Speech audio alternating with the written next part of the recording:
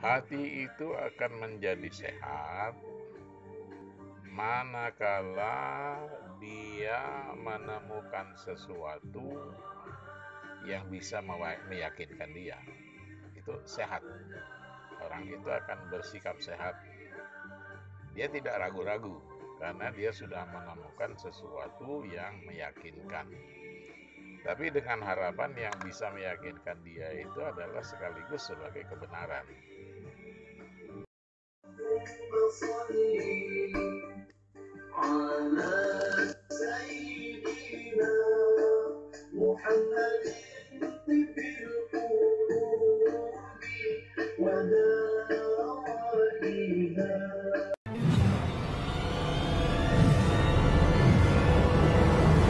Dia harus dibersihkan.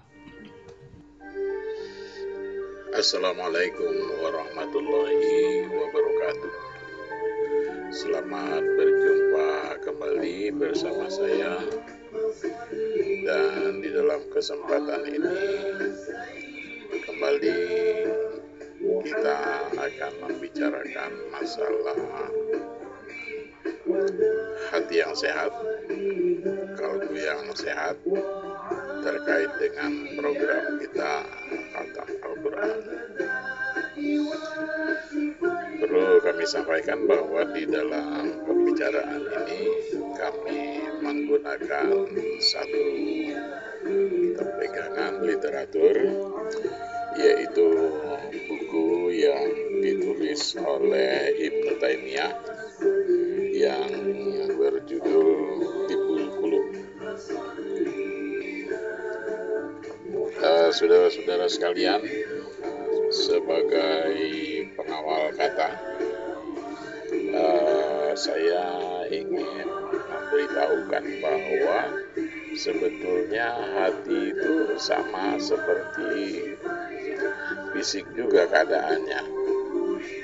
Keadaan hati dan keadaan fisik ada persamaan-persamaannya, yaitu bahwa hati itu mengalami enam situasi yang melingkupinya. Pertama, ada hati yang hidup dan ada hati yang mati. Dan kedua, ada hati yang bangun, ada hati yang tidur. Yang ketiga, ada hati yang sehat, dan ada 6 situasi yang dialami oleh hati. Nah, saudara-saudara sekalian, kalau ada saudara kita yang meninggal dunia, dikabarkan meninggal dunia, inna lillahi wa inna ilaihi raji'un, terus dikirim ke WA, terus rata-rata kita memberikan respon inna lillahi wa inna ilaihi raji'un, semoga husnul khotimah. Perlu saya sampaikan bahwa apa yang akan kita uraikan ini adalah sangat erat dengan husnul khotimah tersebut. Baik, kita persingkat pembicaraan kita. Kita mulai dari yang pertama. Ya, kita enaknya bicarakan saja dahulu tentang hati yang hidup ya.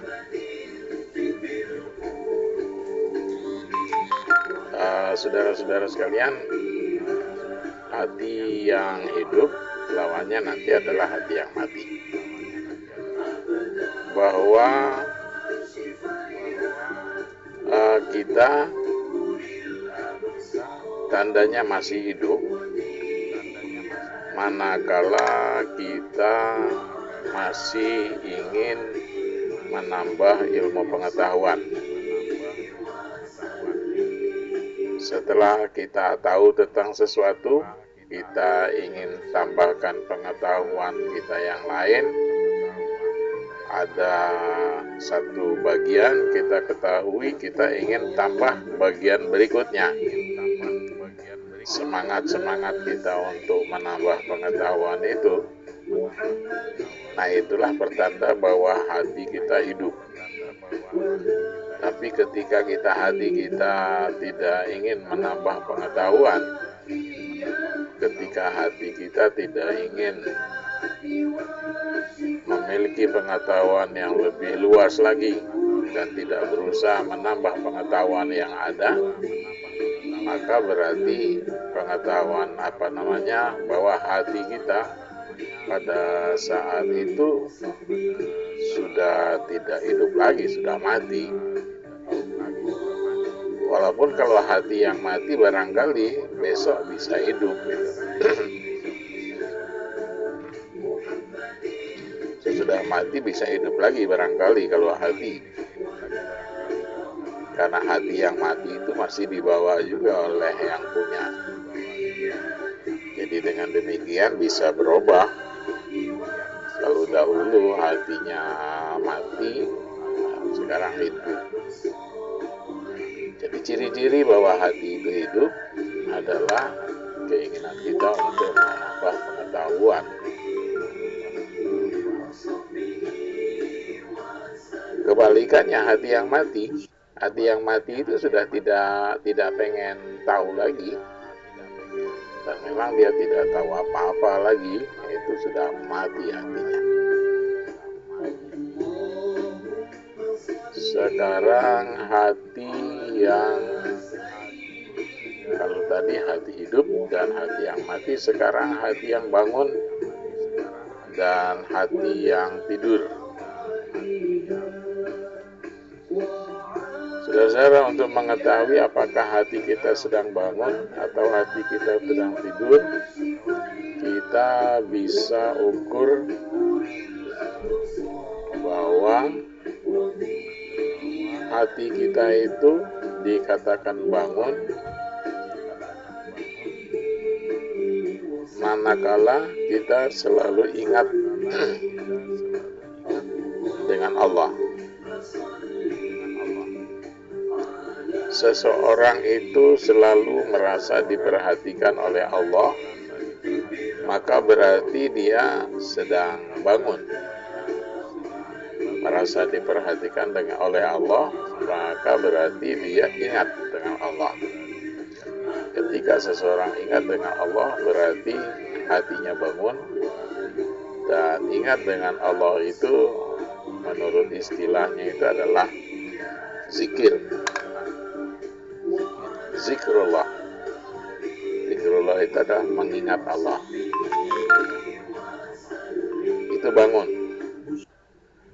Dan hati yang kebalikannya bangun, berarti kebalikannya ada tidur. Hati itu disebut dengan hati yang tidur.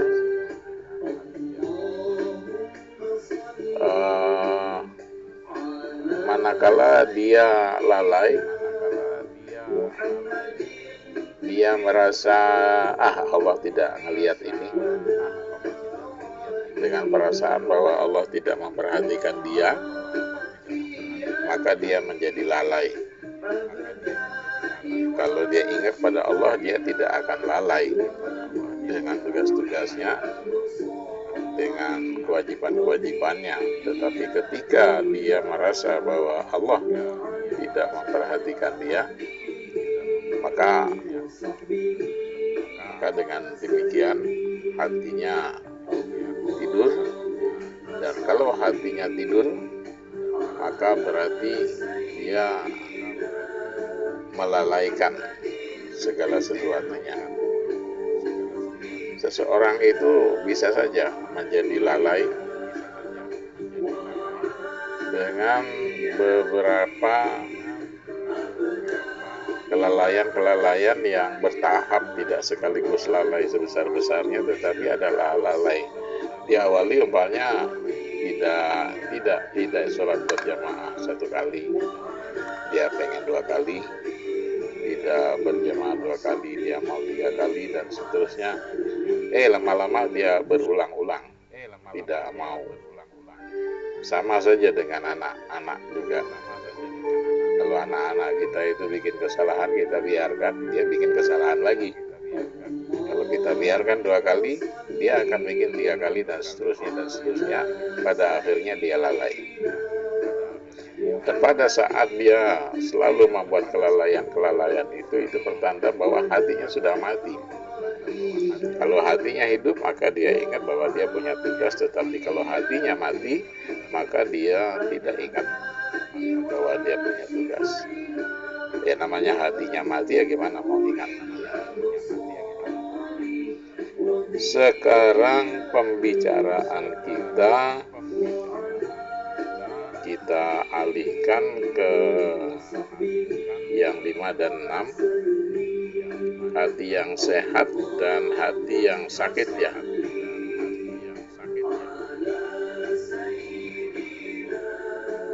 Hati itu akan menjadi sehat manakala dia menemukan sesuatu yang bisa meyakinkan dia.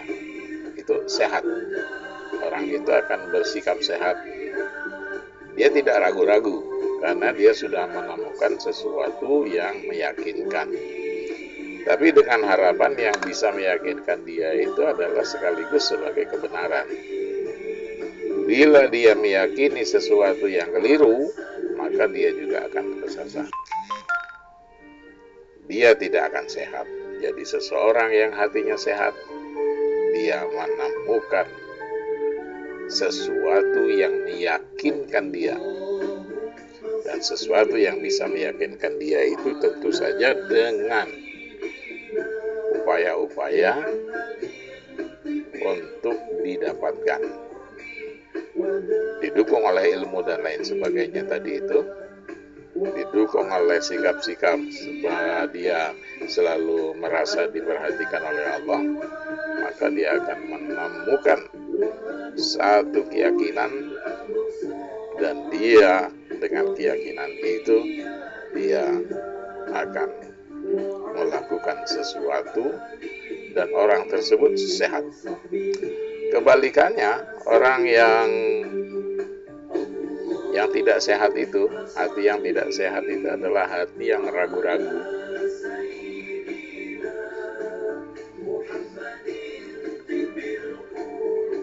Ragu-ragu itu sudah pasti ada.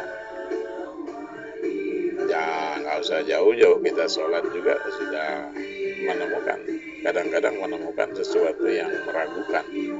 Kita ragu-ragu apakah kita sudah 3 rakaat, sudah 4 rakaat atau masih 3 rakaat. Di dalam keraguan-keraguan itu kita tidak boleh mencari enaknya. Di dalam keraguan-keraguan itu kita tidak boleh memiliki mental koruptif, mencari mana yang enak. Bahkan kita bisa turun 4 apakah 3, maka kita pastikan bahwa kita 3. Tidak boleh ragu-ragu. Oleh karena baru 3 rakaat, maka kita bangun untuk rakaat yang keempat. Begitu adanya. Nanti belakangan baru kita sujud sahwi. Seseorang dikatakan sehat ketika dia memiliki keyakinan.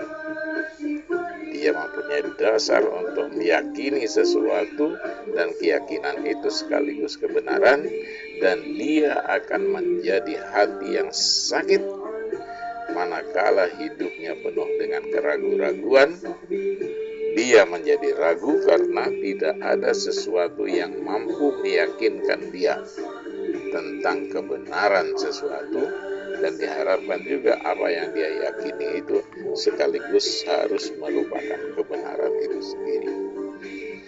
Nah, kira-kira demikian. Ini sebagai preambul pembicaraan kita, bahwa tugas kita sekarang adalah untuk memelihara hati kita itu agar tetap hidup, agar tetap bangun, dan agar tetap sehat. Itu tugas kita dalam memelihara hati kita Dan pembicaraan ini akan kita teruskan dengan episode-episode yang berikutnya. Terima kasih atas perhatian saudara. Wabillahi taufiq wal hidayah. Assalamualaikum warahmatullahi wabarakatuh.